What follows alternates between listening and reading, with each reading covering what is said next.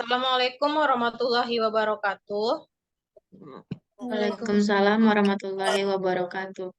Assalamualaikum warahmatullahi Kami wabarakatuh. akan membahas mengenai require learner participation. Kelompok 5 terdiri dari Rizka Riani. Halo Rizka Riani. Rizka Riani ada? Hadir. Rizka Putri. Hadir, Kak. Rizka Hamalia Putri, saya sendiri. Pada Marta Ar-Amin. Hadir. Siti Khairiyah. Hadir. Baiklah, pembahasan pertama akan dibahas oleh Siti. Kepada Siti dipersilahkan. Baik, pada pembahasan kali ini kita akan membahas tentang metode Azure. Metode Azure ini merupakan salah satu metode yang dilakukan oleh guru dalam menerapkan teknologi dalam pembelajaran. Azure itu merupakan 6 singkatan. Yang pertama yaitu A. Analisis Learner Karakteristik, S. State Objective, kemudian S lagi Select Metode, kemudian U. Utilism Material, kemudian R. Require Learning Participation, dan E. Evaluasi and Revise. Kemudian, berdasarkan penjelasan tersebut, maka dapat disimpulkan bahwa penelitian dan pengembangan dengan model pengembangan Azure dapat dilakukan dengan melalui tahapan-tahapan yang harus dilakukan peneliti untuk menghasilkan dan mengembangkan suatu produk. Setiap tahapan-tahapan tersebut harus peneliti lakukan dan tidak boleh dilewatkan satupun. Salah satu dalam 6 langkah tersebut yaitu Require Learning Participation atau partisipasi peserta didik yang akan dijelaskan oleh teman saya. Baiklah, saya akan melanjutkan presentasi ini. Kemudian ada pengertian. Dalam Kamus Bahasa Inggris, require diartikan sebagai sesuatu yang membutuhkan atau mengharuskan.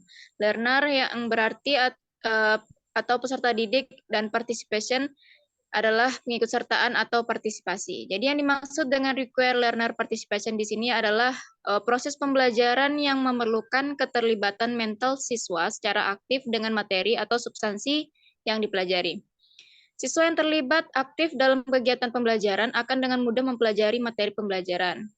Setelah aktif melakukan proses pembelajaran, pemberian umpan balik juga merupakan berupa pengetahuan tentang hasil belajar akan memotivasi siswa untuk mencapai prestasi belajar yang lebih tinggi. Kemudian ada tujuan, yaitu yang utama dari pembelajaran adalah adanya partisipasi siswa terhadap materi dan media yang kita tampilkan. Seorang guru pada era teknologi sekarang dituntut untuk memiliki pengalaman dan praktik menerapkan, menganalisis, mensintesis, dan mengevaluasi ketimbang sekedar memahami dan memberikan informasi kepada siswa saja. Ini juga sejalan dengan gagasan konstruktivis bahwa belajar merupakan proses mental aktif yang dibangun berdasarkan pengalaman yang autentik, di mana para siswa akan menerima umpan balik informatif untuk mencapai tujuan mereka dalam belajar. Dan dilanjutkan oleh rekan saya selanjutnya. Baiklah, saya akan melanjutkan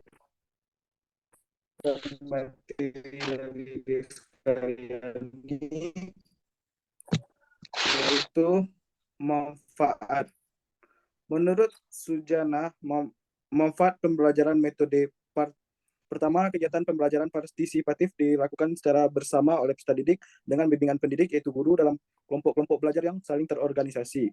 Yang kedua yaitu kegiatan pembelajaran partisipatif merupakan peningkatan proses pendidikan tradisional yang sering didominasi oleh guru menuju kegiatan interaksi pembelajaran antara peserta didik dengan pendidik.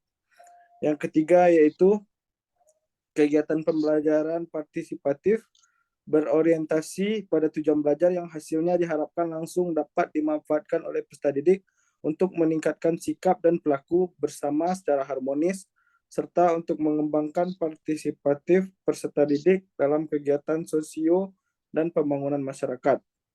4, yaitu kegiatan pembelajaran menitik beratkan pada penggunaan sumber-sumber yang tersedia di masyarakat, sumber daya manusia maupun sumber daya alam, sehingga terwujud kegiatan belajar dengan kepekaan yang tinggi terhadap pemberdayaan dan pelestarian lingkungan.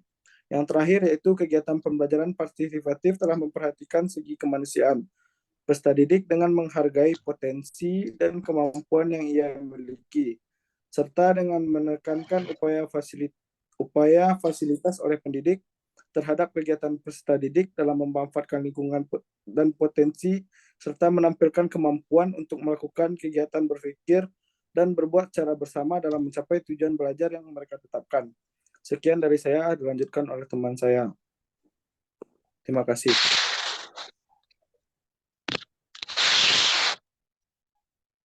Baiklah, saya akan melanjutkan presentasi, yaitu membahas tentang ciri-ciri. Pertama, pendidik menempatkan diri pada kedudukan yang tidak serba mengetahui terhadap semua bahan belajar. Ia memandang peserta didik sebagai sumber yang mempunyai nilai bermanfaat dalam kegiatan pembelajaran. Kemudian pendidik memainkan peran untuk membantu peserta didik dalam melakukan kegiatan pembelajaran. Kegiatan pembelajaran itu berdasarkan atas kebutuhan belajar yang dirasakan perlu, penting, dan mendesak oleh peserta didik. Pendidik melakukan motivasi terhadap peserta didik supaya berpartisipasi dalam menyusun tujuan belajar, bahan belajar, dan langkah-langkah yang akan ditempuh dalam kegiatan pembelajaran. Kemudian pendidik sekaligus menempatkan dirinya sebagai peserta didik selama kegiatan pembelajaran yang memberikan dorongan dan bimbingan terhadap peserta didik untuk selalu memikirkan, melakukan, dan menilai kegiatan pembelajarannya. Kemudian pendidik mendorong dan membantu peserta didik untuk mengembangkan kemampuan pemecahan masalah yang diangkat dari kehidupan peserta didik sehingga mereka mampu berpikir dan bertindak terhadap dan di dalam dunia kehidupannya. Kemudian bersama peserta didik melakukan kegiatan saling belajar dengan cara bertukar pikiran mengenai isi, proses, dan hasil kegiatan pembelajarannya, serta tentang cara-cara dan langkah-langkah pengembangan pengalaman belajar untuk masa berikutnya. Lanjut kepada prinsip, yaitu berpusat kepada peserta didik atau student center. Kemudian berangkat dari pengalaman belajar, experiential learning, berorientasi pada tujuan, goal oriented, dan menekankan kerjasama. Sekian dari saya kembalikan kepada moderator. Baiklah, terima kasih kepada rekan-rekan yang telah mempresentasikan diskusi kita. Tahap required learning participation merupakan proses pembelajaran yang tentunya akan berjalan dengan baik jika ada guru sebagai pemberi materi dan peserta didik yang menerima materi. Proses pembelajaran akan terasa lebih hidup apabila peserta didik juga ikut aktif dalam pembelajaran. Pada tahap ini akan melibatkan peserta didik untuk berpartisipasi dan memberikan masukan terhadap media bimbingan karir yang dikembangkan. Masukan serta saran yang diberikan peserta didik terhadap media bimbingan karir berbasis landing page akan sangat berguna untuk peneliti jadikan sebagai perbaikan media bimbingan karir akan menjadi lebih baik. Baiklah, sekian hasil diskusi dari kelompok kami. Apabila ada kekurangan mohon dimaafkan. Wabillahi taufiq wal hidayah. Assalamualaikum warahmatullahi wabarakatuh.